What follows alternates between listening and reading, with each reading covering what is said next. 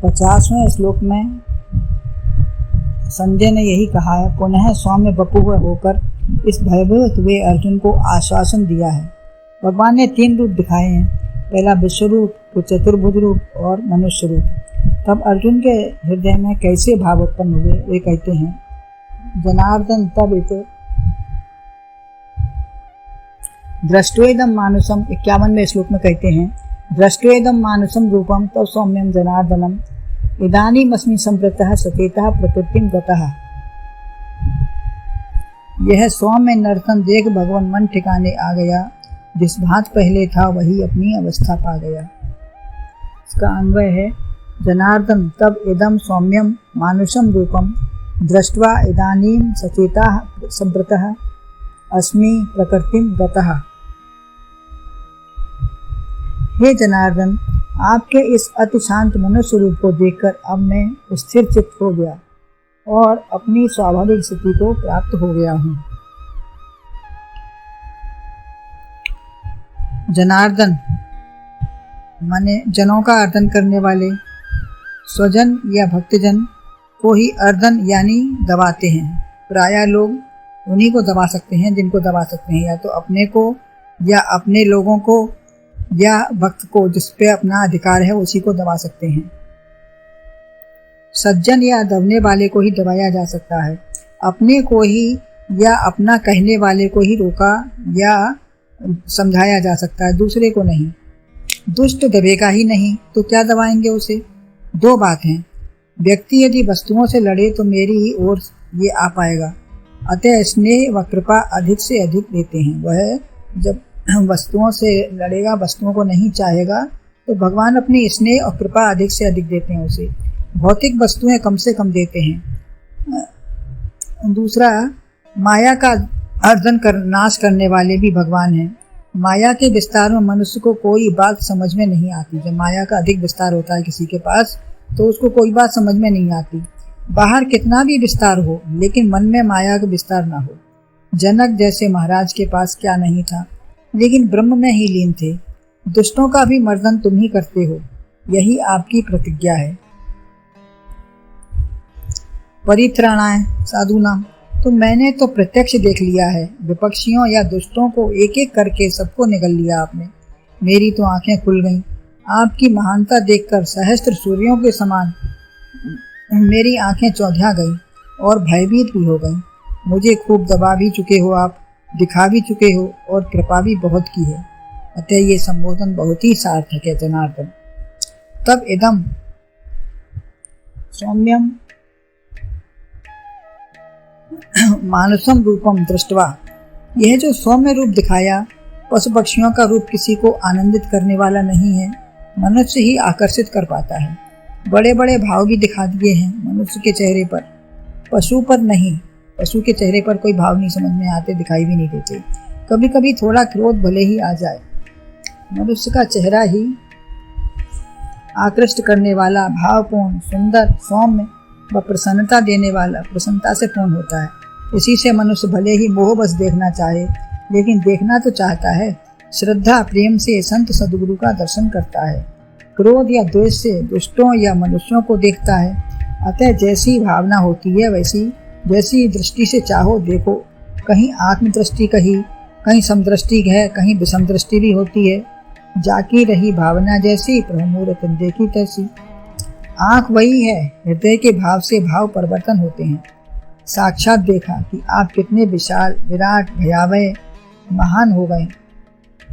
मुझे भय भी लगा, क्योंकि देवताओं का रूप हर एक सहन नहीं कर पाता है। भगवान शंकर की सभी आराधना करते हैं, लेकिन असली रूप जब गंगा, बागंबर, मुंडमाला, तांडव, डमरू आदि सबको देखकर भयभीत भी हो जाते हैं। पंचानन चतुरानन गणेश जी, हाथी की सूंड वाले, षडानन चतुर्भुजी विष्णु, अष्टभुजी देवी, एक बार सबको देखकर भय लगता है। और पशु जैसे सिंह व्याघ्र आ जाएं तो देखकर भागेंगे ही। अगर कोई सिंह व्याघ्र ही सामने आ जाएगा तो डर के भाग ही जाएंगे।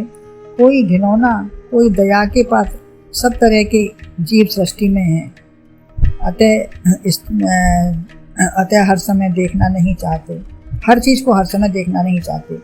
गुरु सौम्य होते हैं, अथवा अन्यथा भगवान सब गुरुओं को कोई विलक्षण ही बना सकते थे तो शायद अच्छा नहीं लगता।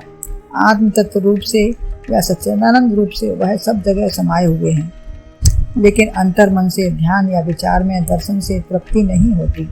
जब अंतर मन में उनसे जुड़ जाते हैं तो उनके सच्चिदानंद रूप से सब जगह हमको उतनी तृप्ति भी नहीं मिल पाती, लगता है कि मिलते रहें, जुड़ते रहें उनसे। लेकिन अंतर मन से ध्यान या विचार में दर्शन से तृप्ति जब नहीं होती, अतः बाह्य दर्शन भी चाहते हैं। पूर्ण श्रद्धा होने पर किसी भी संत में गुरु दर्शन या प्रिय दर्शन हो सकते हैं, अतः हृदय की भावना व कल्पना से दर्शन होता है। अर्जुन को यही दर्शन बड़ा प्रिय है। रथ संचालन, मनोविनोद, आनंदित क्रिया, उपदेश, समझाना सभी करते हैं भगवान। विश्व रूप से क्या करेंगे? गोपिकाओं ने कह दिया, तुम्हारे निराकार ब्रह्म हमारे किस काम के हैं, जो हमारी नैया गैया दो दें, रक्षा करें, नाचे कूदें, खेलें, बंसी बजाएं, यही हमें चाहिए। अतः ऐसी रूप में अवतार लिया है। सांवले होते हुए भी बड़े सुंदर हैं। गोपी ही नहीं, वृक्ष, लताएं, पुलिन, यमुना सभी आनंदित होते हैं उनको देखकर। सौम्य हैं, सुंदर हैं, साम्यावस्था से ही सौम्य होता है। विकार, राग, द्वेष, मोह, लोभ से कोई प्रसन्न नहीं होता। हर्ष, विषाद, राग, द्वेष, क्रोध, लोभ नहीं होगा, तभी संत आनंद देते हैं, मन प्रसन्न होता है। वो अपने मन में शांति होती है, तभी सब जगह शांति दिखाई देती है और मिलती भी है। संसारी जनों के दर्शन से उनके विकार अपने अंदर आ जाते हैं, अतः वही दर्शन प्रिय होता है। इदानीं इस समय सचेता प्रकृता अपनी चेतनावस्था को प्राप्त हो रहा है। उस समय तो भयानकता से मूर्छित हुआ जा रहा था।